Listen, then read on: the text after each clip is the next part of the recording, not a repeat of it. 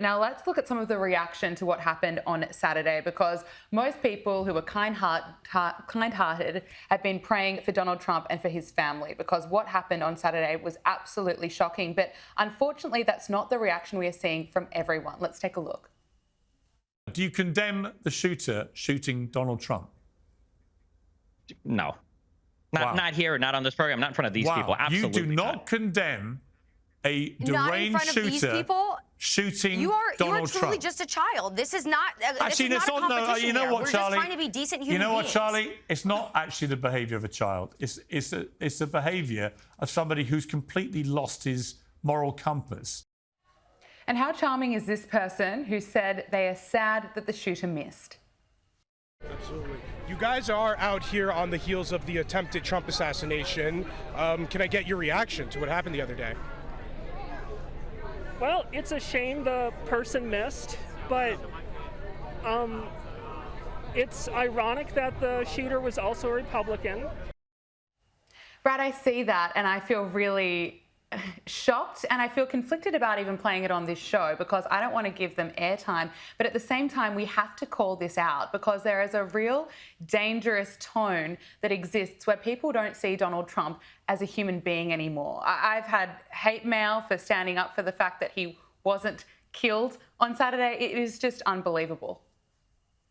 Yeah, it is. And the irony is not lost on me that the second person you showed has the rainbow bandana around her face. So much love, so much tolerance, so much progress, right? I mean, look, you have to be sick and twisted to want to see your political opponents die. And we're not just even talking about Trump, though, of course, that applies to him. We're talking about an innocent man who was killed in the background, literally shielding his children with his body from bullets. A man who was a father, who was a volunteer firefighter, lost his life. And you have people like Destiny, the liberal YouTuber with millions of followers that you played in that clip there. You have them basically saying they don't care because they support Trump and Trump really bad. And to me, it's sick and it's twisted. It shows that how tribalism and partisanship can rot and corrode not just one's brain, but also one's soul. Because if you become, and they say, well, Republicans won't condemn political violence, and that might be true for some Republicans out there, but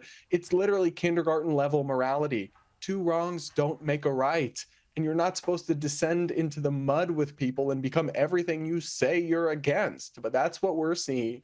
That is what we're seeing some people do after this tragedy. I mean, are we really at the point where people can't just condemn an attempted assassination? Yeah. Your moral compass is just broken beyond repair if you find yourself in that situation. Although I am grateful that I would say most mainstream Democrats have, of course, and this is an extremely low bar. Like, I can't believe we're even here, but most mainstream Democrats, in terms of elected officials, have condemned the shooting and wished Trump well. And obviously that's an incredibly low bar, but at least they didn't trip over it. Yeah, look, I can't believe it that even after the president was shot in the face, we still have people that say horrendous things. I was up in the cafe yesterday and someone said to me, oh, you know, Donald Trump, he walked out with a bandage on his ear. Do you think he's milking this? I said, no, I think he was shot in the face.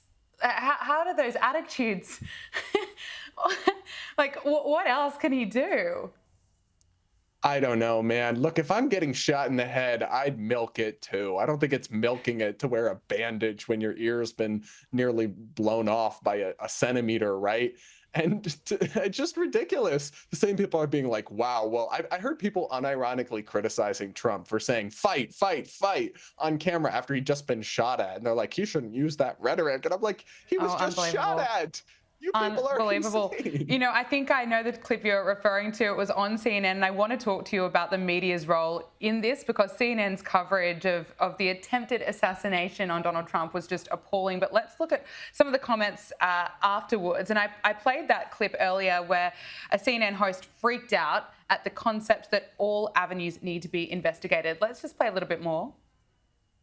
As a military member, one of the things that we do is we what if scenario everything in the world, right? That's how I know, we but I don't know. I'm just saying, if it's the what if that you talk about maybe in an investigation, and the what if that you are presenting on live television. I don't know. It's just. Well, so listen, I'm a public official. Yes. Anything that I do, anything that I say in the public. I don't try and hide it in private. I think that the American people need transparency, accountability, and accessibility to the elected officials, not to try and hide behind what we want to look at. And I also think that if the American people know that we're questioning these things as well, it puts them at rest to at least know, why aren't they at least looking into this? Why? We should look at every single situation which is of this significance. We should look at it from multiple angles to ensure that nothing is left out, nothing could be potentially claimed as being covered up. Yeah. We need to have more transparency to the American people, and I think that's what everyone deserves. Brad, what's your reaction to this? Well, it's really quite something to watch this CNN host freak out and try to shut down her guest, who, let's be clear, is not some random talking head like me, right? This is Cory Mills, who was a former sniper in the military, who worked on security details for VIPs, including the vice president some years ago. So this guy knows what he's talking about. And he's saying that the strategic failing is so extreme and so glaring and so shocking that an investigation should at least consider all the possibilities, including some degree of intentionality. Obviously, there's no evidence of that now. Obviously, we don't want to jump to conspiracy theories. Obviously, things that can be explained through incompetence, usually that's the explanation rather than something complex and sinister and conspiratorial. But all he's saying is we should investigate every avenue and every possibility. And they're like, oh, no, you can't say that. Meanwhile, the same network spewed conspiracy theories about Donald Trump and Russia for years. Absolutely. With no regrets and very few corrections. But and he's not engaging in a conspiracy theory, right? He's not saying, yes, this is a setup, this was staged, or this was intentional, or anything like that. No conspiracy. He's just saying we should investigate every possibility.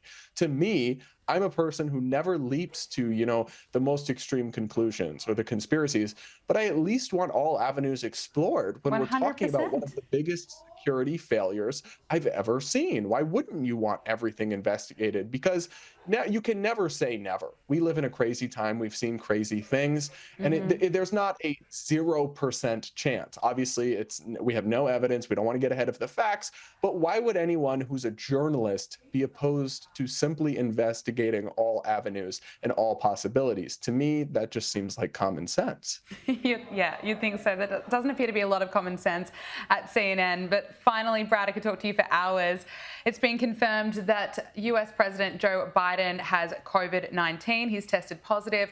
Let's look at Joe Biden's interview. The first one that he gave after Donald Trump was almost murdered on stage, and just see if you can make sense of what he's saying. If you were to continue to run and be officially nominated, what happens if you have another episode like we saw during the debate? What happens if another? Yeah, what happens if you have another performance on that level? I don't plan on having another performance on that level. All right. Did you get that? Is it clear? Look, I've seen that clip about 10 times, and I still have no idea what the word in his first answer was supposed to be. But wow, just wow. I mean, this guy is he's not reassuring us at all. He continues to make gaffes and missteps every single time he opens his mouth or is recorded anywhere. And if you're going out there and you're trying to convince us that this guy is A-OK, sharp as a tack, can totally handle the nuclear codes, then you've just drunk the Kool-Aid. You are sunk into delusion beyond repair. I don't know how many times people need to see Biden slur his words or call out to dead people before they wake up and smell the roses. If Democrats had any clue, if they wanted any hope of avoiding Trump being the next president, which you'd think as Democrats would be their main objective, they would get this guy out of the race. They would convince him to step aside, and they would put up literally anyone else. But they've put themselves in a real bind by picking Kamala Harris, who's also not very popular, as his vice president. And Biden, I think, has a bit of a God complex. I've said this before. before. He thinks he's the only one who can save America from Trump or something ridiculous. And I don't see him giving it up. So you can expect that, look, nobody ages backwards. He's only going to get worse. So even between now and November, you can expect more of this, and honestly, for it to continue to get worse. And then imagine over the next 4 years, if he were reelected, which looks unlikely, but if he were, how much more he would decline. I mean, by the end of it, I think that he would just be totally incoherent 100% of the time, instead of just, 50% of the time, or wherever he's at now. It can always get worse. Never forget it. Absolutely. Brad Polumbo, so great to speak with you. Thank you so much for joining us on Power Hour. Thank you.